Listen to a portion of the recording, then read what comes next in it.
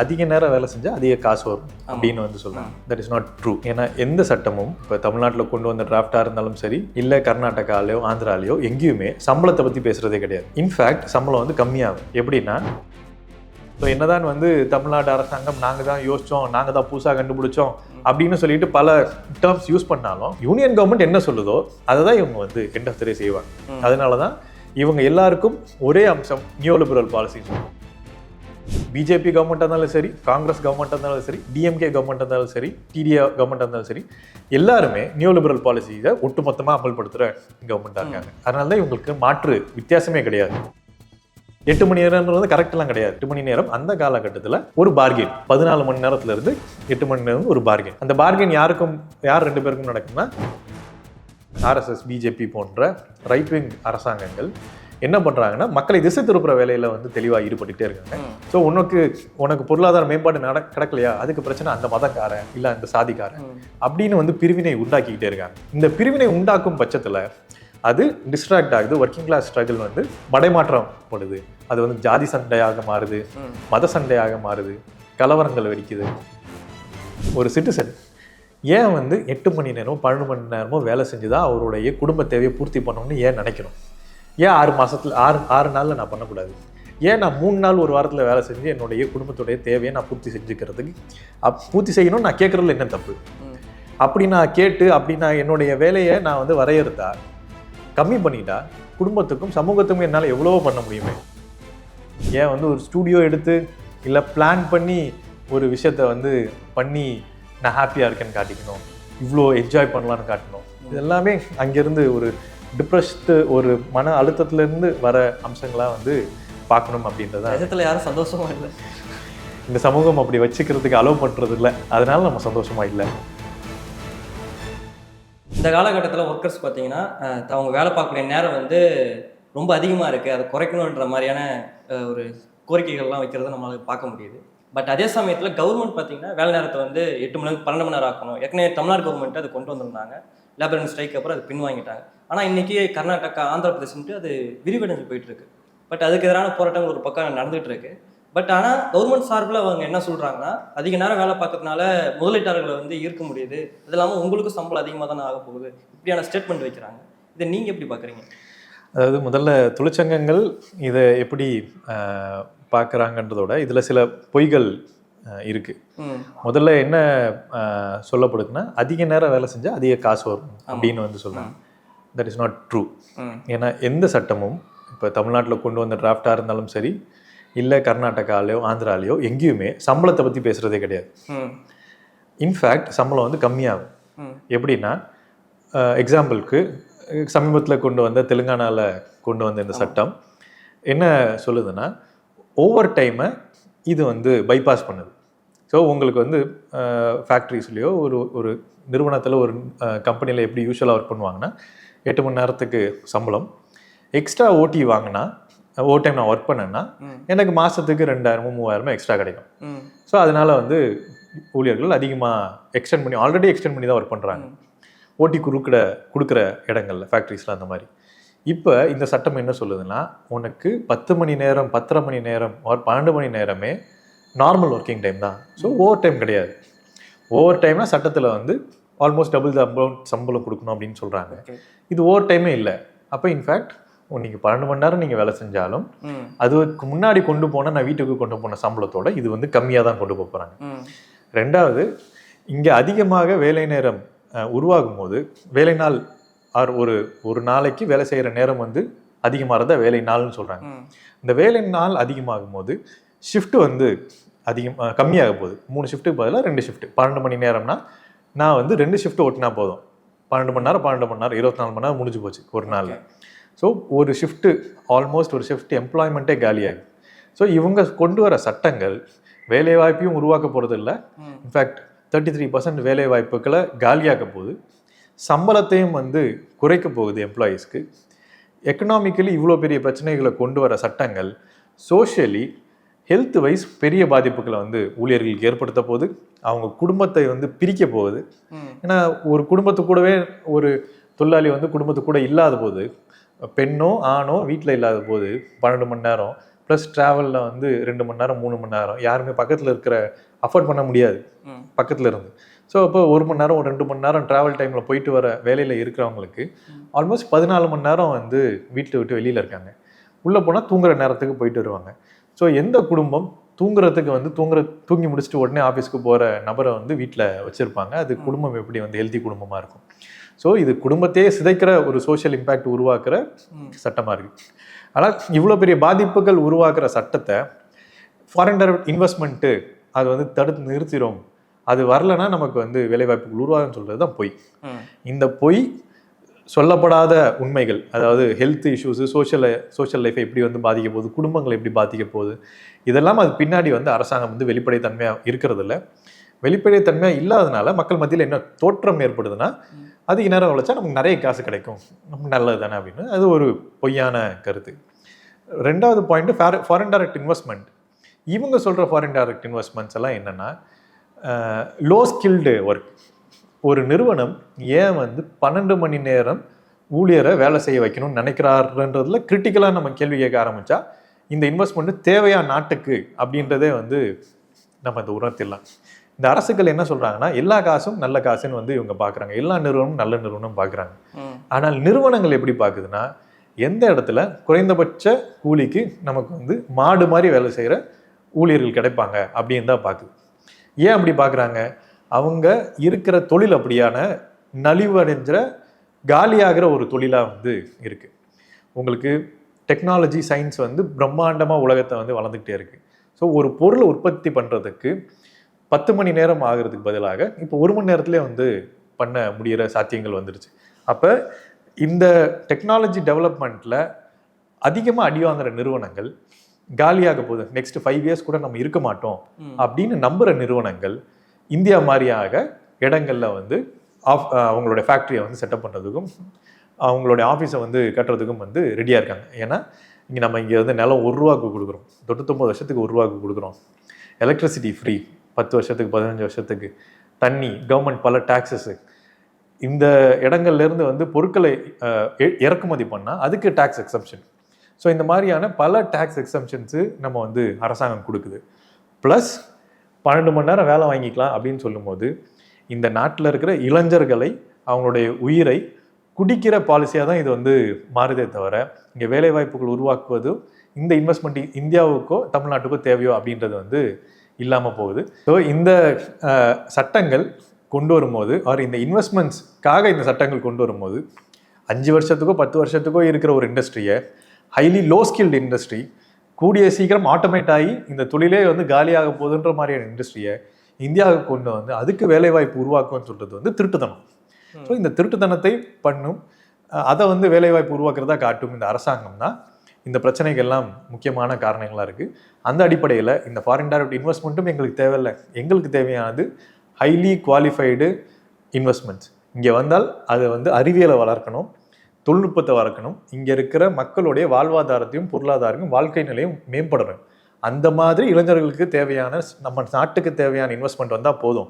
மிச்ச இன்வெஸ்ட்மெண்ட்ஸ் எல்லாமே தேவையில்லை.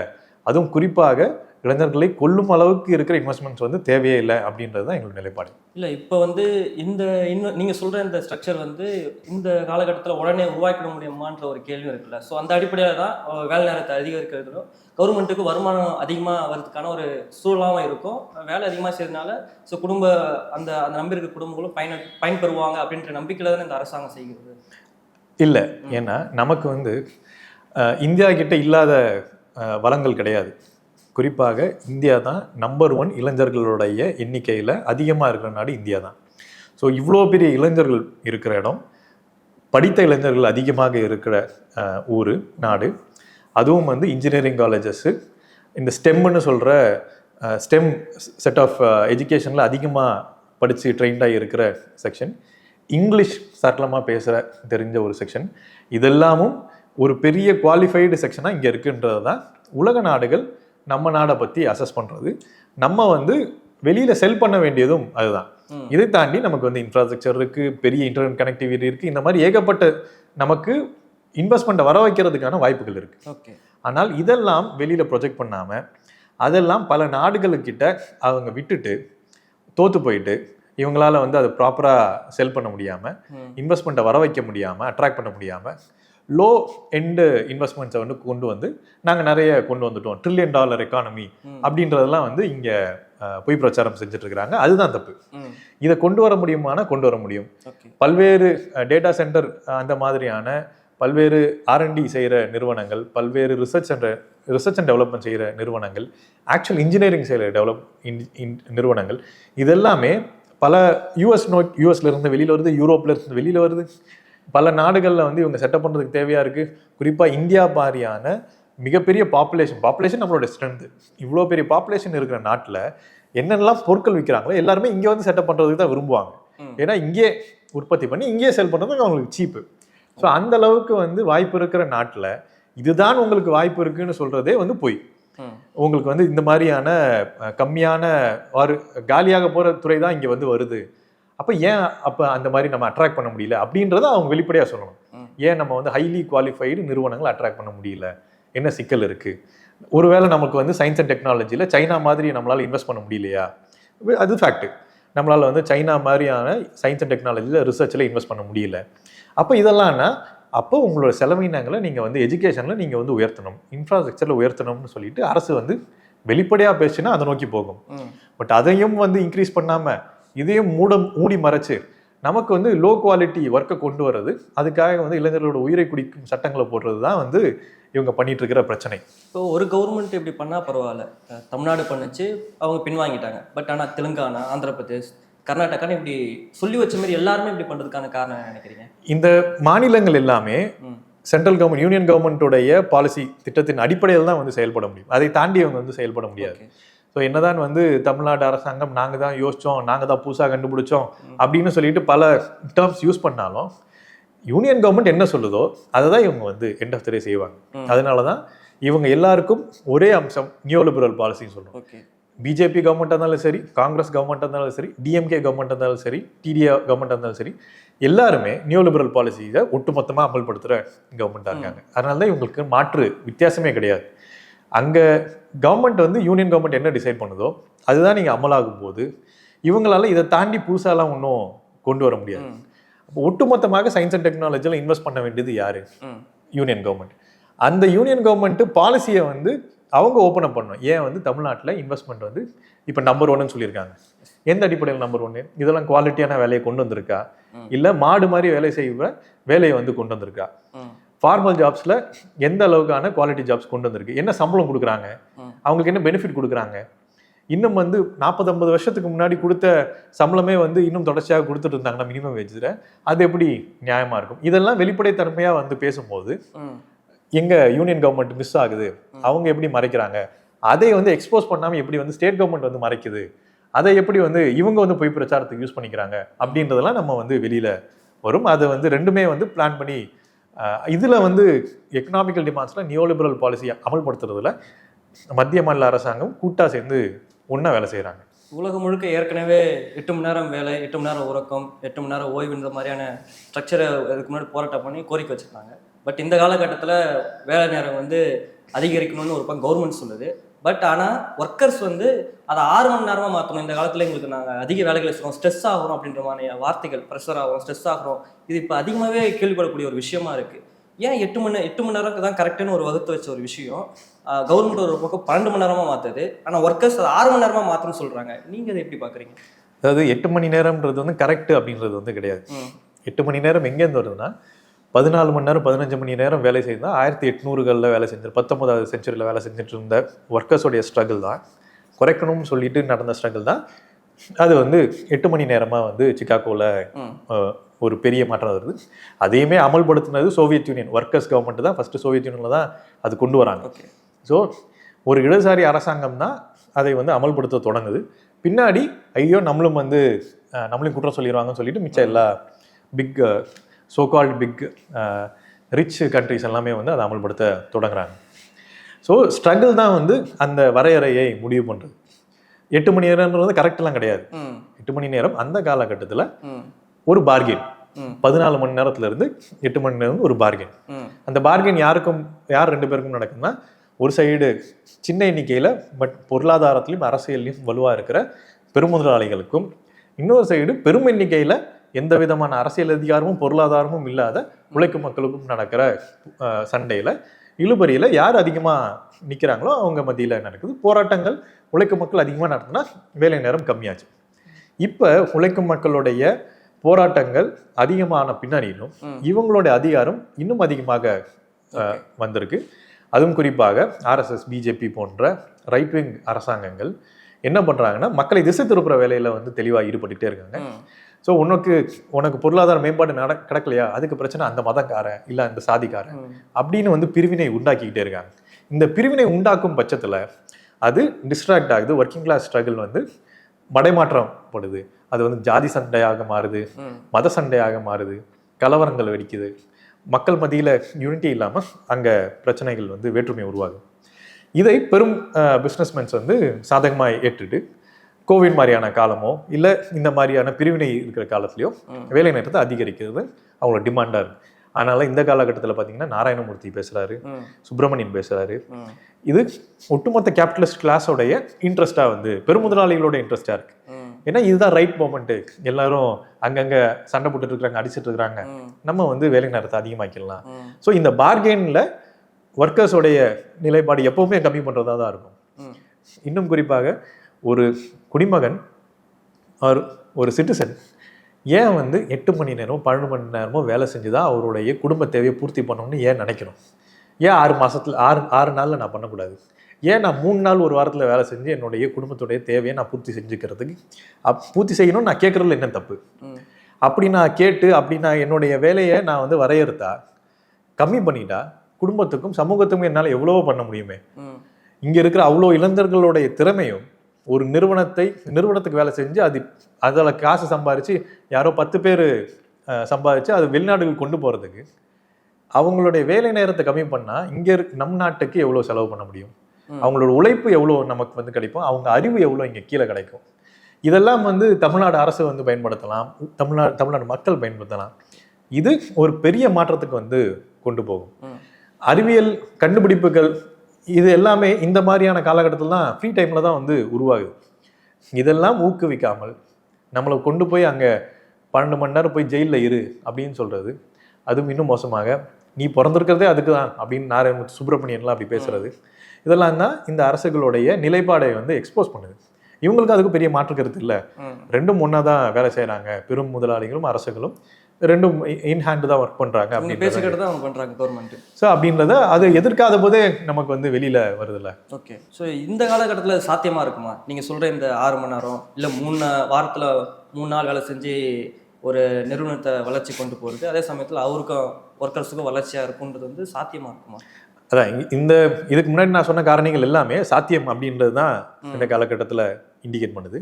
இன்னும் குறிப்பாக 2 டேட்டா. ஒன்று, இந்தியாவில் டிஜிட்டல் ரெவல்யூஷனுக்கு அப்புறம் 500 மடங்கு ப்ரொடக்டிவிட்டி 500% ப்ரொடக்டிவிட்டி வந்து அதிகரிச்சிருக்கு டிஜிட்டலைசேஷன்னால அப்படின்னு வந்து இந்தியன் கவர்மெண்ட் டேட்டாவே சொல்லுது. ஸோ இவ்வளோ, அதாவது 500 மடங்கு 500%ன்றது வந்து எக்ஸப்ஷனல் ப்ரொடக்டிவிட்டி க்ரோத். 10%, 5% இதுவே வந்து பெரிய விஷயம். 500% க்ரோத்னா ஒரு வேலையை நீங்கள் வந்து 5 மணி நேரம் செய்கிறத நிமிஷ கணக்கில் நீங்கள் வந்து செய்கிற அளவுக்கான ஒரு க்ரோத். ஸோ நீங்கள் பல்வேறு விஷயங்களை வந்து நீங்கள் தலைகீழாக மாற்ற முடியும். அவ்வளோ பெரிய க்ரோத் இருந்தும் அந்த க்ரோத்தை வந்து மக்களுக்கு கொடுக்காம இன்னும் அதிகமாக நான் வந்து சுரண்டுவேன் அப்படின்னு சொல்கிறது தான் இவங்க பண்ணிட்டு இருக்கிறாங்க. ஸோ இந்த டேட்டா படி கண்டிப்பாக இது வந்து சாத்தியம். இந்த ப்ரொடக்டிவிட்டியே அதிகமாக இருக்கும்போது என்னால் 50 பொருட்களை 1 மணி நேரத்தில் உற்பத்தி பண்ணுறதுக்கு பதிலாக 10 நிமிஷத்தில் 500 பொருட்கள் உற்பத்தி பண்ணுற அளவுக்கு இப்போ வந்திருக்கு. இன்னும் ஏஐ வந்து வரப்போகுது. ஏஐ ஏஜென்டிக் ஏன்றாங்க. இந்த மாதிரியான பல அம்சங்கள் வரும்போது மனிதன் கூட சேர்ந்து வேலை செய்கிற ஏற்பாடுகள் வந்து வரப்போகுது. ஸோ பிரம்மாண்டமான ப்ரொடக்டிவிட்டி இன்னும் அதிகரிக்கும். கூட கூகுள் நிறுவனமே ஏஐ வந்துருச்சு, நிறைய டெக்னாலஜி உருவாச்சு, நம்ம இன்னும் சண்டை போட தேவை அதிகமாக இருக்குது, இன்னும் வேலையை நம்ம அதிகமாக செய்ய வேண்டிய தேவை இருக்குன்றது தான் அங்கேயும் முன் வைக்கிறாங்களே தவிர நீங்கள் இது ஈஸியாக ஆகும்னு சொல்கிறது எப்படி ஏற்றுக்க முடியுது? அதாவது நமக்கு ப்ரொடக்டிவிட்டி அதிகமாகும், அவ்வளவுதான். நான் என்ன சொல்றேன், வேலைவாய்ப்பு கம்மியாகும் நான் சொல்லலை, வேலைவாய்ப்பு அதிகரிக்கும் தான் நான் சொல்றேன். ப்ரொடக்டிவிட்டி அதிகமாகும். அதாவது நான் வந்து ஒரு தொழில்நுட்பத்தை பயன்படுத்தும் போது அந்த வேலையை நான் இன்னும் அதிவேகமாக நான் முடிப்பேன். ஆனால் மனிதன் இல்லாமல் அதை செய்ய முடியாது. ஓகே. ஸோ மனிதர் கூடவே சேர்ந்து அந்த டூலும் வந்து வேலை செய்யும். அதுவும் ஏஐ மாதிரியான டூல் ஒரு குறிப்பிட்ட வேலைக்காக அது தயாராகாது, பொதுவான அம்சமாக தயாராகுது. ஸோ பொதுவாக நீங்கள் எந்த வேலை கொடுத்தாலும் அது செய்யும். ஸோ அப்போ அது இன்னும் பிரம்மாண்டமாக அது வந்து பயன்படுத்தப்படும். பிரம்மாண்டமாக ப்ரொடக்டிவிட்டி வந்து இன்க்ரீஸ் ஆகும் போது. ஸோ அது ஹைப்பர் ப்ரொடக்டிவிட்டி சொல்கிறாங்க. ப்ரொடக்டிவிட்டி இன்க்ரீஸ்லாம் இப்போ கிடையாது, ஹைப்பர் ப்ரொடக்டிவிட்டி இன்க்ரீஸ் தான் இப்போ நடக்க போகுது அப்படின்னு வந்து கேபிட்டலிஸ்ட்டு அவங்களே வந்து பேசிகிட்டு இருக்காங்க. ஸோ அப்போ அந்த பின்னணியில் இவ்வளோ ப்ரொடக்டிவிட்டி அதிகமாக போகுதுன்னா நமக்கு நிறைய வந்து வாய்ப்பு இருக்குது. வேலை நேரத்தை கம்மி பண்ணோம்னா இப்போ ப்ரொடக்டிவிட்டி இருக்கிற நிலைமை தாண்டி நம்மளால் இன்னும் 2 மடங்கு 3 மடங்கு தாராளமாக ப்ரொடியூஸ் பண்ண முடியும். ஸோ அப்போ உங்களுக்கு வந்து 200% 300% ப்ரொடக்டிவிட்டி ஒரு அவுட்புட்டை கொடுக்கறதுக்கான சூழ்நிலை இந்த ஏஐலாம் உருவாக்க போகுது. அப்போ அதை வந்து நம்ம யூட்டிலைஸ் பண்ணாமல் விடுறது எப்படி? அதனால் இது சாத்தியம்.